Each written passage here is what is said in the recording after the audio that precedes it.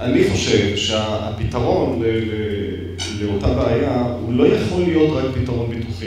לא יכול להיות פתרון ביטוחי. כי כשאתם תכניסו עכשיו, יש לכם בן אדם בן 70 שנכנס לכיסוי הסיעודי, בכיסוי הקולקטיבי, ואתם רוצים להעביר אותו עכשיו מכיסוי, לא רוצים, חייבים להעביר אותו מכיסוי קולקטיבי לכיסוי פרטי, אותו בן אדם במקום שישלם 70 שקל, צריך לשלם 1,000 שקל. עכשיו, ואת הדבר הזה, ואין כאן קיצורי דרך. זה לא עניין כזה שפתאום אתם באים ואומרים, אבל היינו נאמנים לחברת הביטוח כל כך הרבה שנים, ומשקי הקיבוצים היו איתנו כל כך הרבה שנים, והם הבטיחו והם אמרו, חבר'ה, זה מהותו של ביטוח קולקטיבי. צריך לחשוב על פתרון שיהיה פתרון כולל, ובתפיסה שלי חייב להיות כאן איזשהו שילוב של בין פתרון ביטוחי לפתרון פיננסי. אז אנחנו מדברים כאן על גידור סיכון. יכול לבוא קיבוץ ולהגיד דבר כזה, תראו, לשלם פרמיות מהיום הראשון כבד עליי. זאת אומרת, אני לא יכול לקחת, אבל אני יכול לקחת על עצמי לעשות איזשהו תחשיב, והתחשיב הזה צריך להיות תחשיב אקטוארי. כמה מקרי סיעוד יהיו לי בשנים הקרובות, כן? יש אקטוארים שמתעסקים בדבר הזה ויכולים לתת תשובה. הם מקבלים את כל ההתפלגות גילאים ואת ההיסטוריה של מחלות. ולהגיד, אני מבטח את עצמי, אני רוצה לגדר את הסיכון, שאם הנושא הסיעודי, המקרה הסיעודי, יהיה מעבר ל3 שנים, יהיה לי פתרון לזה. אני אקנה 10,000 שקל ביטוח סיעודי מ3 שנים לכל חבר קיבוץ. כן? כאפשרות. אפשר ללכת לכיוון האחר. אפשר להגיד, אני רוצה ביטוח רק ל3 שנים, ב3 שנים הראשונות. זאת אומרת, אני יכול לבוא איזה מנהל קהילה בקיבוץ שאני נפגש איתו, אמר לי, תשמע, יש לי אצלי את הסטטיסטיקה של כל החבר'ה אצלי שעברו אירועים סיעודיים. אגב, הקיבוץ זה האקטואר הכי טוב של עצמו. אין אקטואר יותר טוב מאשר הקיבוץ. הקיבוץ יודע בדיוק את הנתונים, את ההתפלגות גילאים, בדיוק ממה אנשים סובלים, מאיזה מחלות, מי נכנס למצב סיעודי, כמה זמן הוא נשאר במצב סיעודי. והוא אומר לי, תשמע, הסטטיסטיקה אצלנו היא שהייתה רק אישה אחת שהייתה סיעודית 8 שנים, וכל השאר 2.5 נגמרו.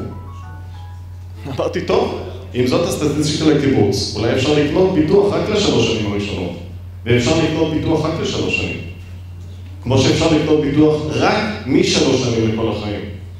כמו שאפשר לקנות ביטוח סיעודי רק ל5 שנים, או ביטוח סיעודי מ5 שנים לכל החיים. יש הרבה מאוד אפשרויות בנושא של הביטוח סיעודי, ולכן אני אומר שהפתרון הוא פתרון פרטני לכל קיבוץ וקיבוץ. כי יכול להיות שיש קיבוץ שמצבו הכלכלי הוא כזה, שיכול לקחת על עצמו איזשהו סיכון מסוים. ולהגיד, אם יש לי 5, 6, 7 מקרי סיעוד בקיבוץ עליי, אני יכול להקל את זה מבחינה כלכלית. אפשר ללכת על כיוון של פרמיה לכל החיים. תראו, אחוזי תביעות בביטוח סיעודי. ילד נולד בגיל 0, מה הסיכוי שעד מותו הוא יתבע ביטוח סיעודי? סדר גודל של 36-37%. כן? עכשיו, כל בן אדם שמגיע אליו למשרד ויש לו ביטוח מנהלים ואומר, זב חותם בין 21-22, משתחרר ב-8200, מרוויח 30,000 שקל, צריך לעשות לו ביטוח מנהלים, ואומר לי, תשמע, אבא שלי אמר, שתעשה לי אובדן כושר עבודה הכי טוב שיש. אובדן כושר עבודה ואובדן כושר עבודה. מה זה אומר? שלאובדן כושר עבודה, יש יחסי ציבור פנטסטיים. ולביטוח סיעודי יש יחסי ציבור בקנטים, אין יחסי ציבור. אנשים פשוט לא מבינים את המשמעות של זה. כי מבחינה סטטיסטית, לתבוע אובדן כושר עבודה, מגיל 20 עד 67 גבר, כן, שפורש, זה סדר גודל של 2.5-3%, סטטיסטית. אבל ביטוח סיעודי זה 36-37%, אנחנו מדברים על מספרים אחרים לגמרי.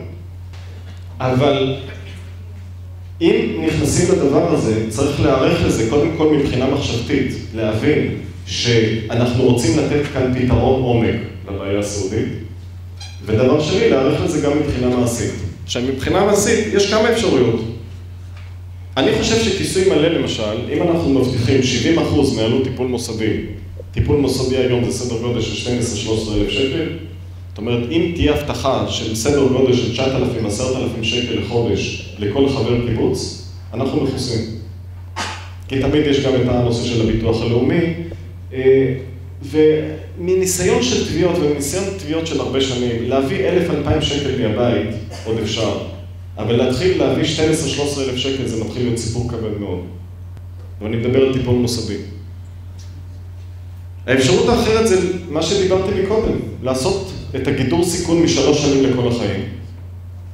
ואז קודם כל הקיבוץ אומר, אני רוצה לגדר את הסיכון לכל חברי הקיבוץ מ3 שנים לכל החיים. אם בן אדם בקיבוץ מגיע למצב סעודי, והוא סעודי למעלה מ3 שנים, יש לי את הפתרון בשבילו. זאת אומרת, הפתרון הזה מבחינה כספית מגובה, מבחינה ביטוחית מגובה. איפה הבעיה כאן? יש כאן שתי בעיות. האחת, מה קורה בשנים הראשונות? ובשנים הראשונות אפשר להסתמך חלק גם על הנושא של קופות החולים. ומה קורה עם אנשים מבוגרים? אני חושב שבתהליך הזה צריכים לשים את כל הנתונים על השולחן. זה חלק מהנתונים שצריך לקחת בחשבון. זה נכון, האופציה הזאת היא לא אופציה אופטימלית.